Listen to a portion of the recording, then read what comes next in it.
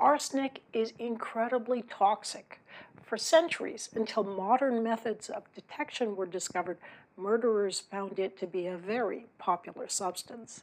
So you can imagine the shock at the 48th meeting of the German Association of Arts and Sciences in 1875, when two men sat in the front of the audience and downed more than double a deadly dose of arsenic. The next day, the men were back at the conference, smiling and healthy. How is it possible to take something so bad for you and stay alive, and even look healthy, despite the damage being done at a microscopic level to your body? The answer has an uncanny relationship to procrastination. That's what we're going to be talking about in the next few videos. You've already learned one handy tool to help you with procrastination, the Pomodoro, that 25-minute period of uninterrupted focus, followed by a bit of relaxation. This week, we're going to learn more. Understanding a little about the cognitive psychology of procrastination, just like understanding the chemistry of poison, can help us develop healthy preventatives. In these videos, I'm going to teach you the lazy person's approach to tackling procrastination. This means you'll be learning about your inner zombies, the routine, habitual responses your brain falls into as a result of specific cues. These zombie responses are often focused on making the here and now better. As you'll see, you can trick some of these zombies into helping you fend off procrastination when you need to. Not all procrastination is bad. Even if you're pretty good already in handling procrastination, you'll learn some helpful insights here that can allow you to better prioritize your learning. The reason that learning to avoid procrastination is so important is that good learning is a bit-by-bit activity. You want to avoid cramming, which doesn't build solid neural structures. By putting the same amount of time into your learning, but spacing that learning out by starting earlier, you'll learn better. First things first, unlike procrastination, which is easy to fall into, willpower is hard to come by. It uses a lot of neural resources. You shouldn't waste willpower on fending off procrastination except when absolutely necessary. Best of all, as you'll see, you don't need to. If you'll remember, we procrastinate about things that make us feel a little bit uncomfortable.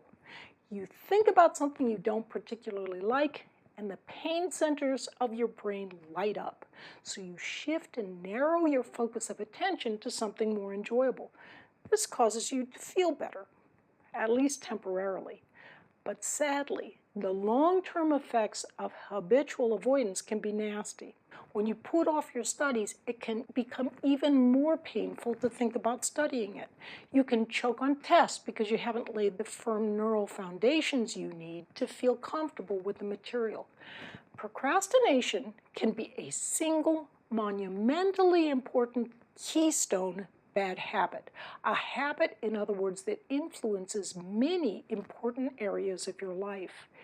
If you improve your abilities in this area, many other positive changes will gradually begin to unfold. Procrastination shares features with addiction.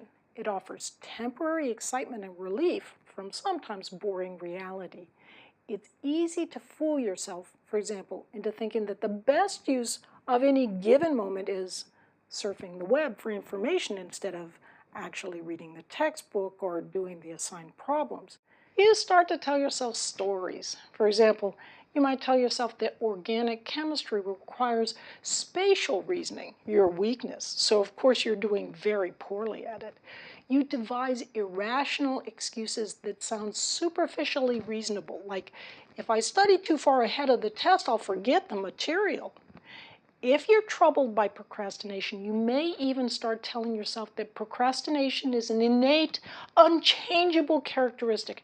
After all, if procrastination were easily fixable, wouldn't you have fixed it by now?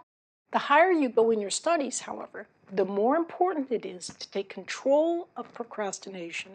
Habits that worked in earlier years can turn around and bite you.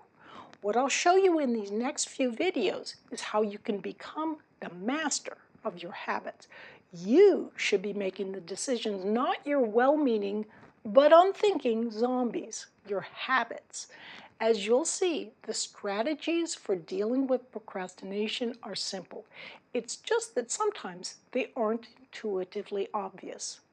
So let's return to that story that began this video. The arsenic eaters started with tiny doses of arsenic. In tiny doses, arsenic doesn't seem harmful. You can even build up an immunity to its effects.